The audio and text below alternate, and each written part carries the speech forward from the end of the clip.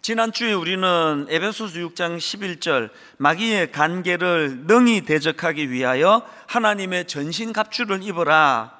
여기 나오는 전신갑주는 군인들이 입는 갑옷과 투구라고 말씀을 드렸는데요, 사도 바울이 그 당시 로마 군인들의 완전 군장한 모습을 매개로 해서 이 너무나 치열한 영적 전쟁, 영적 싸움 중에 있는 우리 그리스도인들이 그 영적 싸움에서 승리하기 위해서 갖추어야 될 6가지 항목들을 이제 로마 군병들의 군장에다가 빗대어 가지고 그렇게 이제 설명을 하는데요, 그 6가지가 이렇습니다. 진리의 허리띠, 의의 호심경, 평안의 복음의 신발, 믿음의 방패, 구원의 투구, 말씀의 검, 이렇게 6항목을 제시하는데 지난 한 주간 동안 특별 새벽 부흥회를 통해서 이제 한 항목씩을 다 살펴보았고요.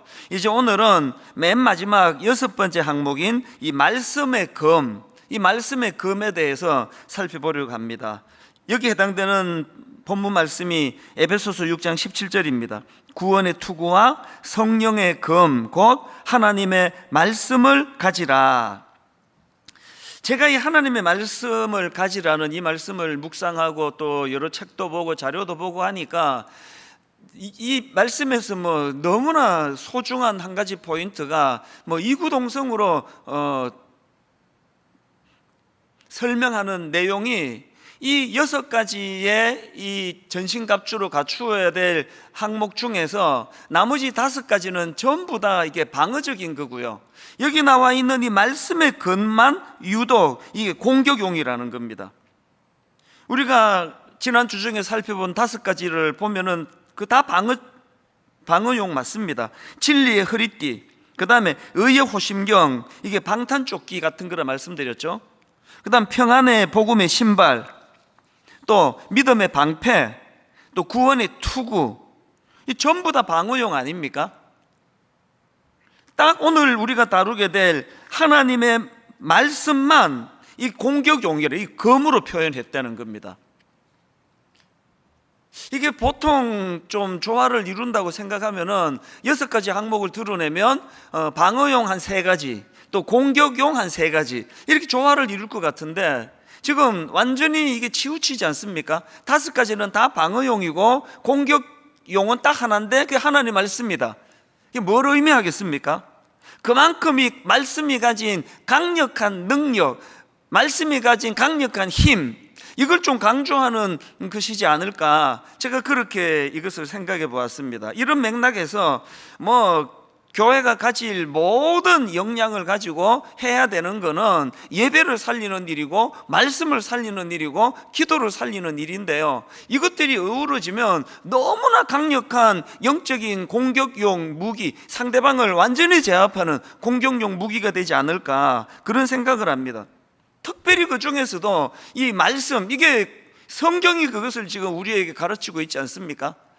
공격적으로 결국은요, 싸움은, 전쟁은 수비 아무리 잘해도 결국은 공격 잘하는 팀이 이기는 거 아닙니까?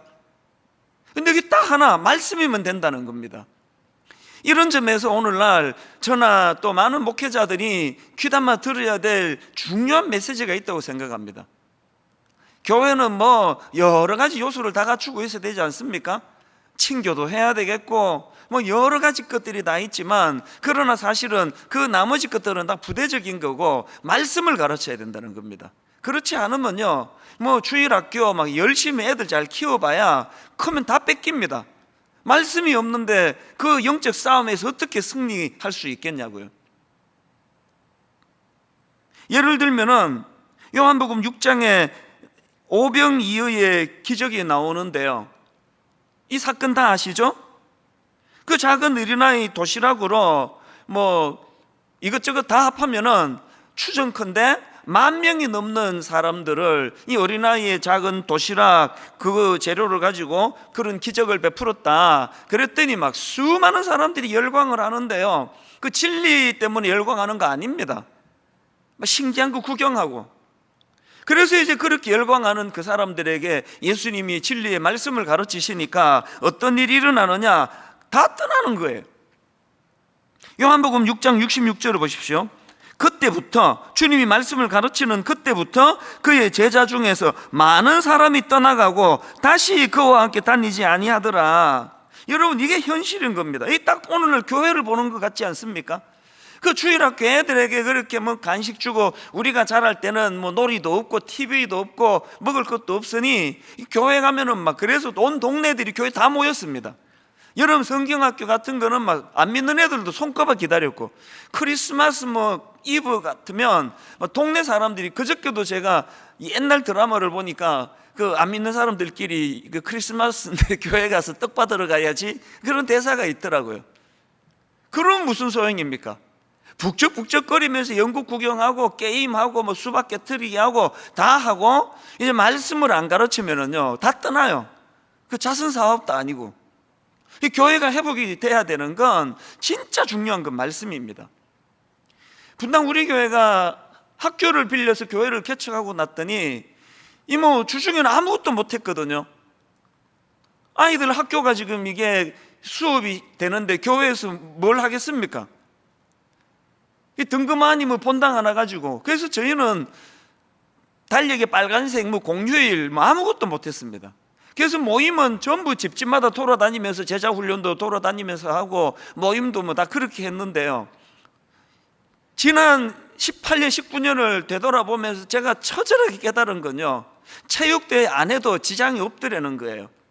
교회가 그냥 막 자리가 많아가지고 먹고 마시고 잔치하고 이러면 그 친교 코이노니아 굉장히 중요한 요소지만, 저희는 그걸 안 하고 싶어서 안 한 게 아니라 못해서 안 했는데요, 지금 와서 보니까 그게 뭐 아쉬운 점은 있지만 전혀 지장이 안 되더라는 거예요. 그래서 너무나 이제 다른 걸 할 수 없으니까 아이들이 이제 여기 학생들이 주일날에는 학교를 안 오니까 막 예배에 모든 걸 다 걸자. 오히려 더 부흥하게 되더라는 겁니다. 교회는 이 6가지 항목 중에서 다 방어용인데 공격하는 것 딱 한 가지, 하나님의 말씀이다.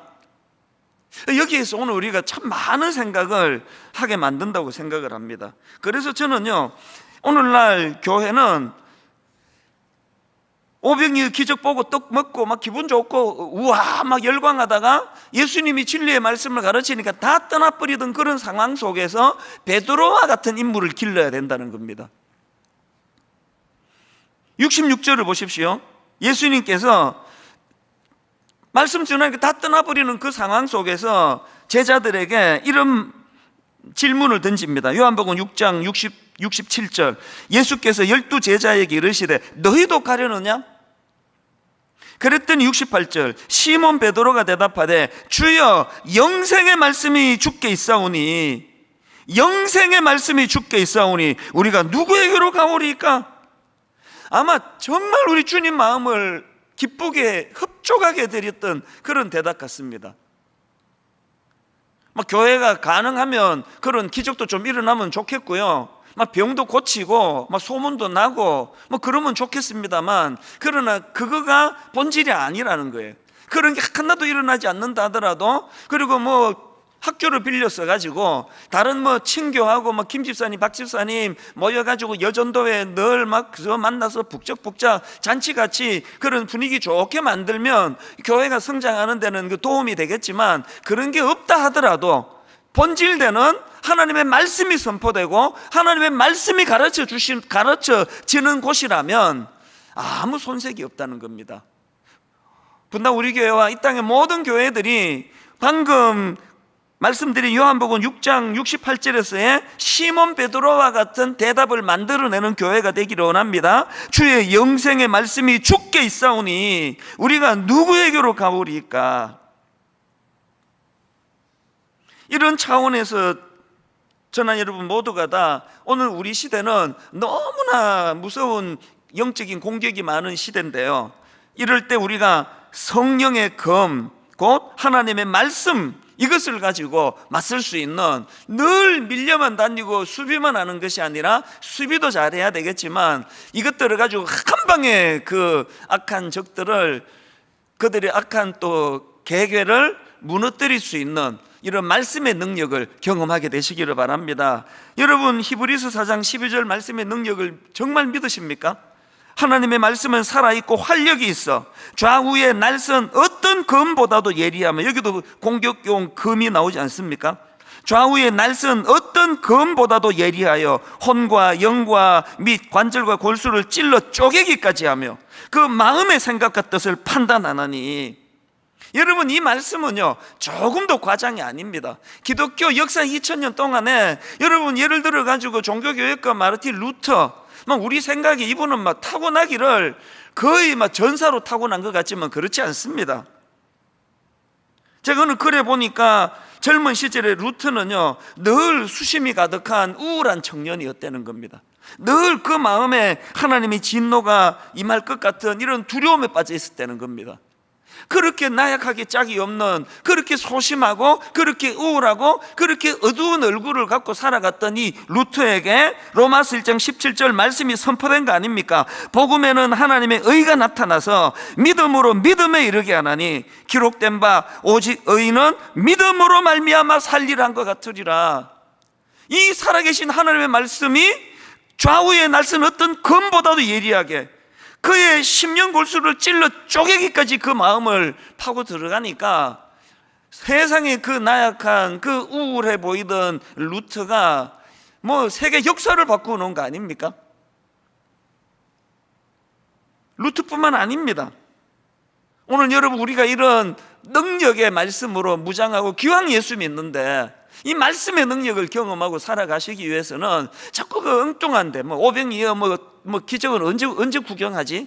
이런 것이 아니라 생명의 말씀. 그래서 베드로처럼 영생의 말씀이 주께 있사오니 우리가 누구에게로 가오리까?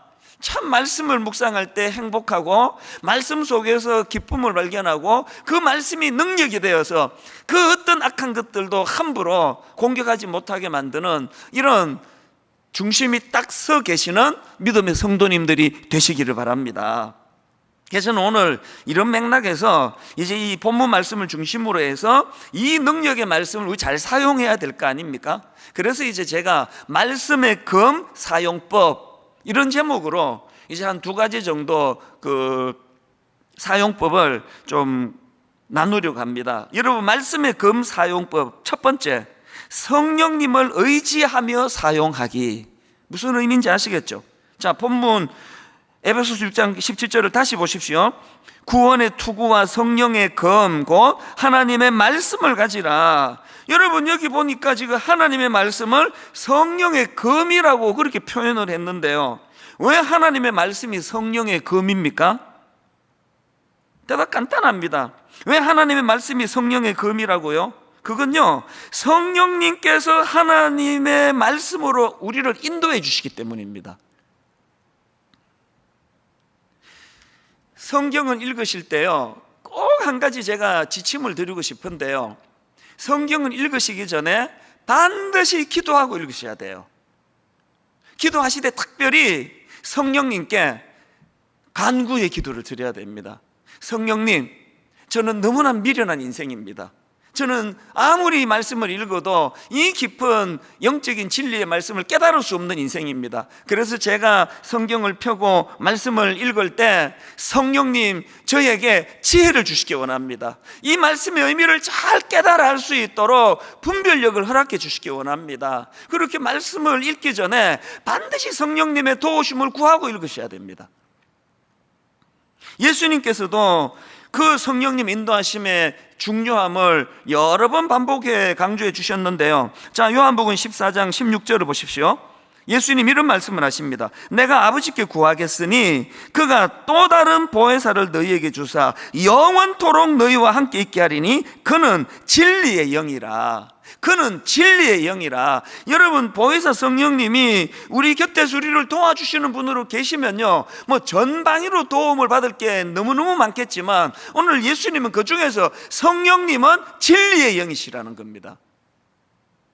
내주하시는 성령님을 알지 못하고는요, 내주하시는 성령님의 그 진리의 영 되시는 성경 말씀을 깨우쳐 주시는 그 지혜를 덧입지 않으면 성경 100번 읽어도 아무 소용이 없습니다.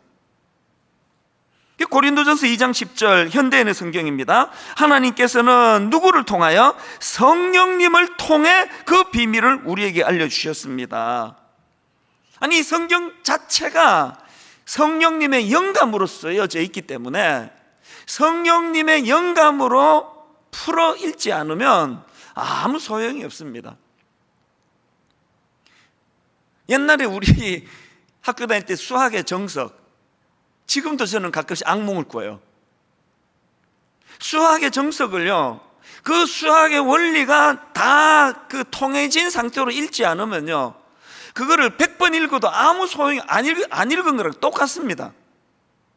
이 수학에 워낙 약했던 저기 때문에 참 그 수학의 정석만 생각하면은 지금도 막 악몽을 꿀 정도인데요. 수학의 정석 그 문제를 잘 풀이하고 그것을 반복해서 복습하기 위해서는 먼저 그 원리를 통달하고 나서 읽어야 되는 것처럼 우리가 진리의 영 되시는 성령님의 도우심을 받아 그 성령님께 은혜를 구하면서 그렇게 성령님의 인도하심을 따라 읽어야 된다. 제가 이 말씀을 준비하다가 거의 한 37, 8년 전 이야기입니다. 제가 20대 후반에 이제 그때 갓 대학 졸업하자마자 우리 누나들이 참 고마워요. 누나들이 그렇게 개 이런 거 해가지고 저한테 또 돈을 또 주시고, 또 우리 형님이 또 집을 또 이제 담보로 그렇게 결합해서 그렇게 이제 조그만한 가게를 시작을 했는데요. 그렇게 이제 가게가 돈 맛을 좀 이제 알아가기 시작하고 그거 재밌더라고요. 이게 미국이란 나라가 정말 아메리칸 드림을 이루는 곳이라 그러더니 나같이 이런 초보도 막 열심히 하니까 되더라고요. 하나 구하기 위해서 막 뻔질나게 잠도 안 자고 뛰어다니고, 그래서 이제 이 돈 맛을 좀 알 듯 하는 그 즈음에 하나님께서 제 마음에 소명을 주신 거 아닙니까? 너 여기서 뭐하니? 한국으로 돌아가 청소년들을 섬기고 도와라. 아니 전가족 이민으로 미국에 갔기 때문에 저는 평생에 한국으로는 못 가는 줄 알았습니다. 강력한 하나님의 그 소명 앞에 순종해서 제가 이제 그 소명 받고만 서너 달 만에 이제 한국으로 총신대학 신학대학원을 입학을 했는데요. 그 과정을 제가 생각해 보니까요, 너무너무 가슴 벅차고 너무 감사하고 너무 감격한 것도 있었지만 또 다른 한편으로 정말 제가 두려워하고 불안했던 기억이 있습니다. 그래서 병으로 와가지고 막 고열에 시달리고 끙끙 앓고 그런 그 기간을 보냈거든요. 왜 그렇게 불안했느냐? 여러분 생각해 보십시오. 5남매 중에 막내인 제가 가족 다 떠나가지고 더군다나 막 저렇게 형제들이 도와주셔가지고 이제 겨우 이제 비즈니스가 자리가 잡힐 듯 말 듯한데 그거 다 그냥 정리해버리고 한국에 돌아가 또 미국 시민권도 반납해버리고 그랬는데 이거 하나님 뜻이 아니었네? 내가 그날 헛걸을 봤네? 이래버리면 내 인생이 어떻게 되느냐고요. 그래서 이게 두려운 겁니다. 이 진짜 하나님의 이 뜻이 맞는 건가? 그래서 제가 마음에 그 두려움을 가지고 성경을 읽어야 되겠다고 결심을 한 거 아닙니까? 창세기부터 요한계시록까지 전체를 제가 일독을 하면서 하나님 뜻을 좀 분별해야 되겠다. 이건 100% 성령님이 주신 지혜라고 저는 생각합니다. 제 머리에서는 그렇게 나올 수가 없습니다. 그 당시 제 어린 생각으로는. 그렇게 창세기부터 요한계시록까지 읽는데 여러분 생각해 보세요. 이거 읽는 과정이 교회에서 이번에 성경 일독해라 그래서 읽는 게 아니고요, 내 인생을 걸고 읽는 거 아닙니까? 내 인생이 지금 장래가 달려있는 문제니까 얼마나 절박하게 은혜를 구하면서 읽었겠냐고요. 그렇게 쭉 읽어가다가 하나님께서 마음에 확신을 주셨기 때문에, 확신 없는데 제가 그 모든 걸 다 내려놓고 포기하고 할 수가 있겠습니까? 그리고 얼마나 그 확신이 제게 강렬했으면, 세상에 내가 여러 번 얘기했지만, 아니 지금 내가 역이민을 생각하고 돌아오는데 김포공항에 도착해서, 그 당시에 김포공항에 도착해서 그날 밤에 어디서 잘 계획조차도 안 세우고 간 거 아닙니까? 진짜 무모한 결정이었던 것 같아요. 그런데 여러분, 제가 오늘 이 말씀을 준비하다가 너무너무 가슴이 뜨거웠던 거는, 그렇게 하고 37년이 지났거든요. 지난 37년의 내 인생은요, 컴퓨터가 자로 재는 듯이 가르쳐주는 그 길로 간 것 같아요. 단 한치 오차도 없었습니다. 이렇게 어리버리한 제가 한국에 돌아와 만 10년 그 귀한 우리 청소년 아이들, 내 평생의 재산이에요. 요즘도 제가 청소년 사역 시절을 생각하면 막 뭉클뭉클합니다. 저 똑똑한 애들이 보통 애들이 아니거든요. 이 나같이 어리버리한 이런 지도자를 목사라고 그렇게, 그저께 제가 이런 생각을 하다가 울컥했던 게요, 10년간의 청소년 사역을 다 마치고 그때 마지막으로 고3 부서, 입시생 부서를 제가 마지막으로 맡았었는데요, 이제 아이들을 이제 2월 마지막 주에 졸업 예배를 이제 졸업 예배로 애들 졸업을 시켜주고 3월 첫째 주부터 이제 분당 우리 교회 예비 모임을 예배를 정식으로 그때 시작을 했거든요. 2월 마지막 주를 생각하는데 이렇게 울컥해지는 겁니다. 맨 마지막, 저의 청소년 사역 10년을 총 정리하는 맨 마지막 예배 때 제가 그 아이들 고3 예배실로 쑥 들어갔더니 벽이 노란 포스트잇으로 도배를 한 거예요. 그 한 항목 하나면 그걸 내가 다 거두지 못한 게 너무 안타깝습니다. 이찬수 목사님과 함께한 시절에 이게 너무 감사했습니다. 나는 저것이 너무너무 기뻤습니다. 그 아이들이 물론 누군가가 이제 제안을 해서 시켜서 한 거겠지만요, 아이들 그 고3 부서실 벽이 그렇게 포스트잇으로, 노란 포스트잇으로 그렇게 한쪽 벽면이 도배가 돼 있는 것을 보면서 그저께 제가 이 말씀을 묵상하다가 너무 마음이 울컥한 거예요.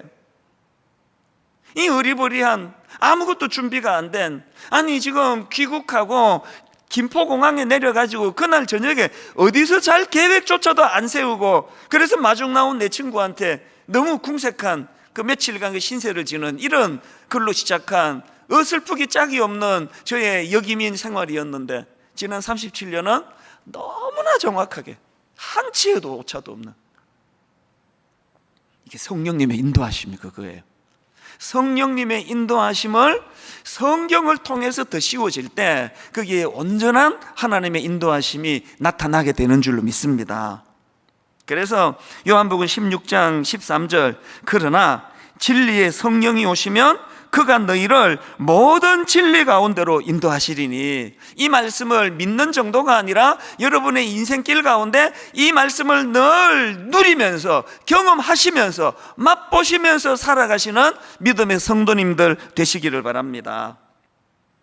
그런가 하면은 두 번째로 그 말씀의 금 사용법, 두 번째, 묵상하고 실천하며 연마하기. 여러분이 연마라는 말 아시죠? 사전을 찾아보니까 학문이나 기술 따위를 힘써 배우고 닦음 이렇게 돼 있는데요, 하나님의 말씀도 마찬가지예요.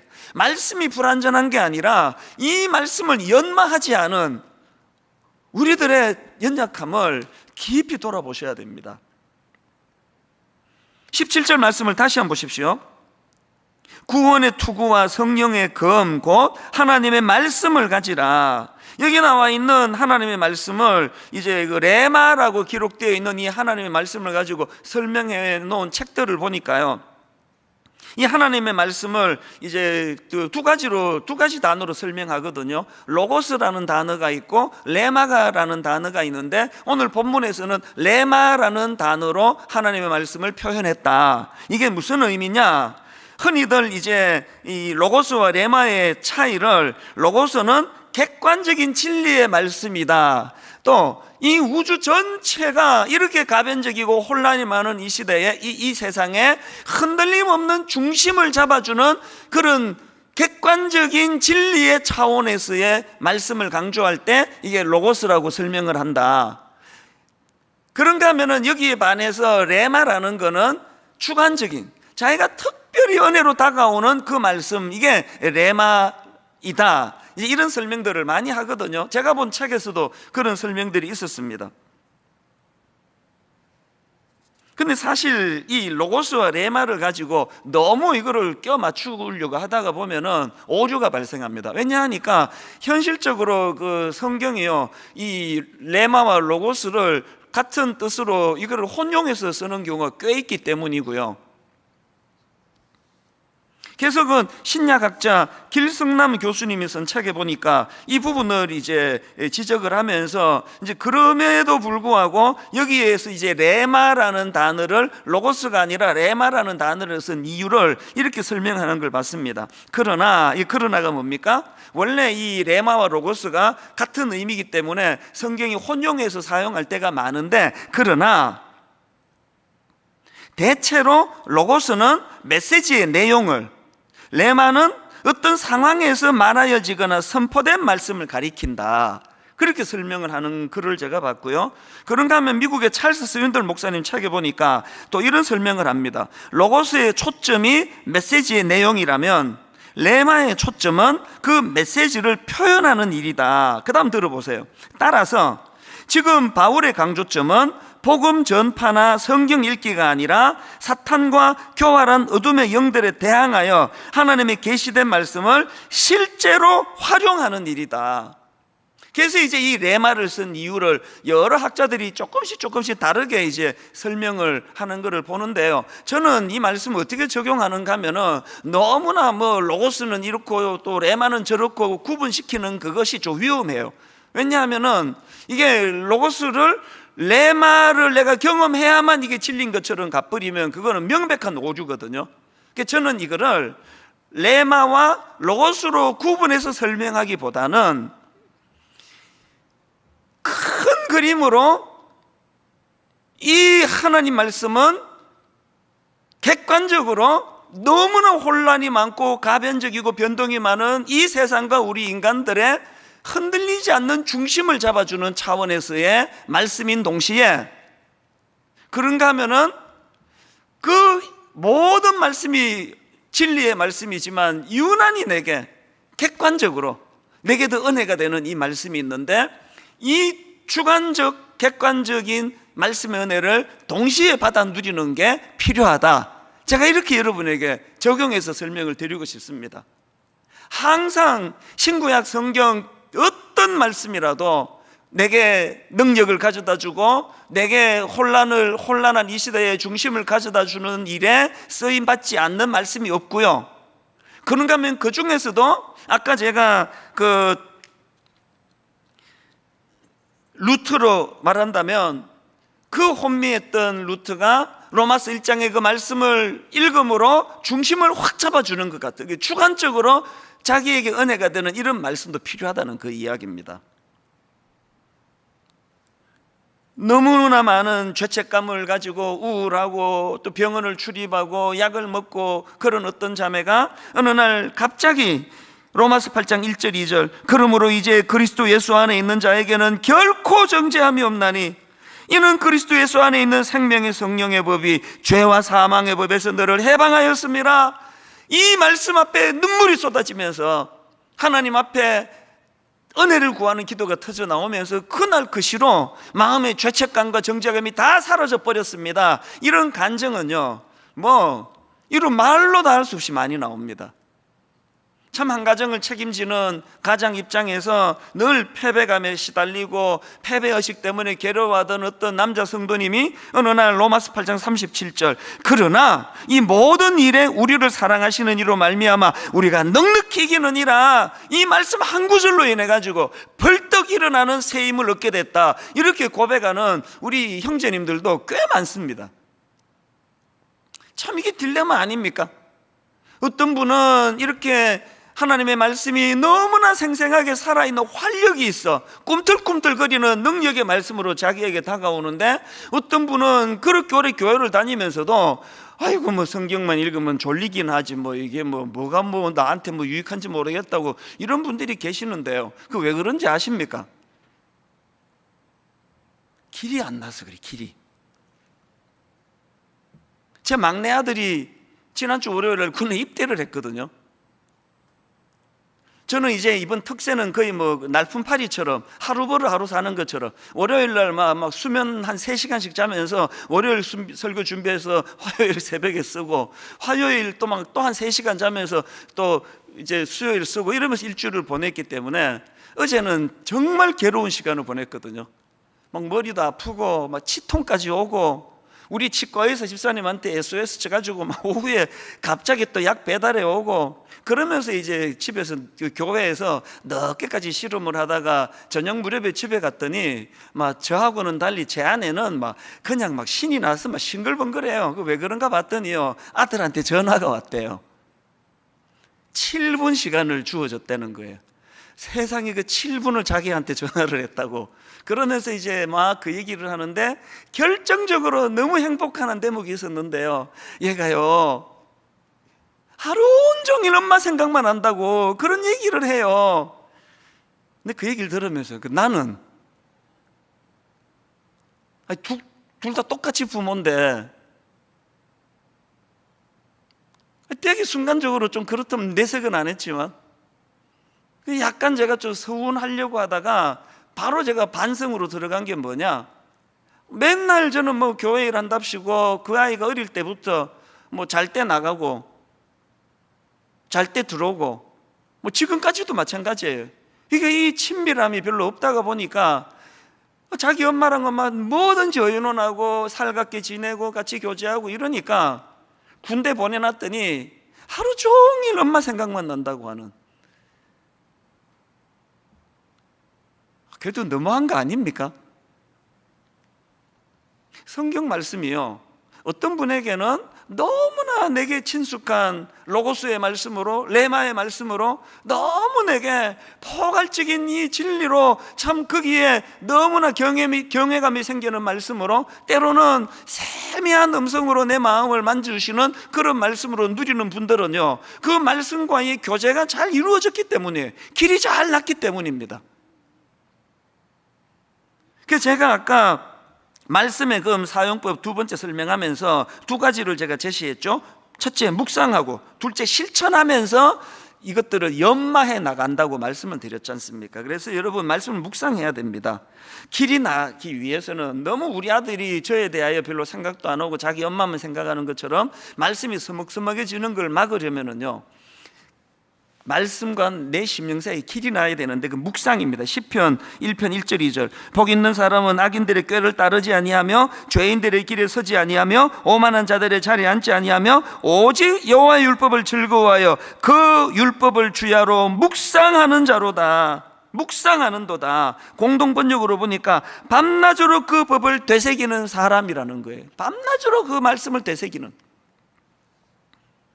여러분, 요수아가 모세의 후계자로 세워갖고 부들부들 떨고 있을 때 앞으로 치러야 될 그 정복 전쟁은 얼마나 그를 두렵게 만들겠고, 그 수많은 불평이 많은 이스라엘 백성들을 이끌고 가는 게 얼마나 두려움이 많았겠습니까? 그랬을 때 하나님께서는 요수아 1장 7절 오직 강하고 담대하여 나의 종 모세가 너에게 명령한 그 율법을 다 지켜 행하고 우로나 좌로나 치우치지 말라. 그리하면 어디로 가든지 형통하리니. 그러면서 주시는 말씀이 8절입니다. 이 율법책을 내 입에서 떠나지 말게 하며 주야로 그것을 묵상하며 그 안에 기록된 대로 다 지켜 행하라. 오늘 여러분, 이 세상살이에서 두려움이 많으시면 여호와의 말씀을 묵상하게 되시기를 바랍니다. 가정을 지키기에 어려움이 커서 지금 근심하는 분, 저같이 교회 목회가 너무너무 버거워서 힘들어하는 이런 목회자들이 있다면 여호와의 말씀을 묵상하는 거예요. 주야로 묵상하는 겁니다. 그런가 하면 두 번째가 뭐라 그랬죠? 하나가 묵상하는 거라면 두 번째는 실천하는 걸 연마해요. 실천. 야고보서 1장 22절 너희는 말씀을 행하는 자가 되고 듣기만 하여 자신을 속이는 자가 되지 마라. 말씀을 읽고 묵상하는 것도 중요하지만 그 내게 자리 잡은 그 말씀이 내 삶을 변화시키도록 자꾸 훈련해야 되는 거예요. 누가복음 6장 46절에 49절 너희는 나를 불러 주여 주여 하면서도 어찌하여 내가 말하는 것을 행하지 아니하느냐. 내게 나와 내 말을 듣고 행하는 자마다 누구와 같은 것을 너희에게 보이리라. 집을 짓되 깊이 파고 주추를 반석 위에 놓은 사람과 같으니 큰 물이 나서 탕류가 그 집에 부딪히되 잘 지었기 때문에 능히 요동하지 못하게 하거니와. 그 다음 보세요. 49절 듣고 행하지 아니하는 자는 주추 없이 흙 위에 집 지은 사람과 같으니 탕류가 부딪힘에 집이 곧 무너져 파괴됨이 심하니라 하시니라. 여러분, 이 두 가지 아시겠습니까? 묵상하는 거예요. 그 묵상과 말씀을 삶 속에 실천하는 겁니다. 결론을 맺습니다. 말씀의 검사용법 두 가지, 성령님을 의지하며 사용하기, 묵상하고 실천하며 연마하기, 이 두 가지를 기억하시면서 여러분 사도행전 17장 11절 베레아에 있는 사람들은 데살로니가에 있는 사람들보다 더 너그러워 간절한 마음으로, 이 중요합니다, 간절한 마음으로 말씀을 받고 이것이 그러한가 하여 날마다 성경을 상고함으로, 날마다 성경을 묵상함으로. 이 결론을 맺으면서 숙제 점검합니다. 지난주에 한 가지 숙제를 드렸는데요, 오늘 두 가지가 더 덧붙여집니다. 이번에 사정이 있어가지고 특별 새벽 부흥회에 참여하지 못하신 분들은 홈페이지가 다 올라가 있습니다. 꼭 들어가셔서 사도 바울이 말하는 이 진리의 하나님의 전신갑주를 위한 이 6가지 구비 조건 중에 5가지를 설명해 드렸거든요. 꼭 들어가셔서 그것을 듣고 묵상하시고 점검하시고요. 두 번째 숙제는 지난 주일날 드렸던 거, 에베소서 6장 10절부터 20절 암송하게 되시기를 바랍니다. 말씀을 암송한다는 것은 적과 대항에 싸울 때 총알을 비축하는 거랑 같습니다. 숙제 하나가 더 있습니다. 주중에 드렸는데요, 필사, 에베소서 1장부터 6장까지를 필사하는 겁니다. 아무 노트나 구입해서 하시면 됩니다. 우리 홈페이지에 또 다운받아서 쓸 수 있도록 노트를 만들어 놨습니다. 필사가 좋은 게요, 읽는 것보다 속도가 더디잖아요. 묵상하기가 좋은 겁니다. 필사하시면서 자꾸 되뇌이세요. 성령님, 이 필사 가운데 개입하여 주시옵소서. 진리의 영이신 성령님, 이 말씀을 깨우쳐 내 삶 속에 묵상이 되고 실천이 되는 도구가 되게 하여 주시옵소서. 오늘 말씀을 쭉 정리하시면서 우리 이 찬양을 드리면서 이제 말씀을 마무리하기를 원합니다.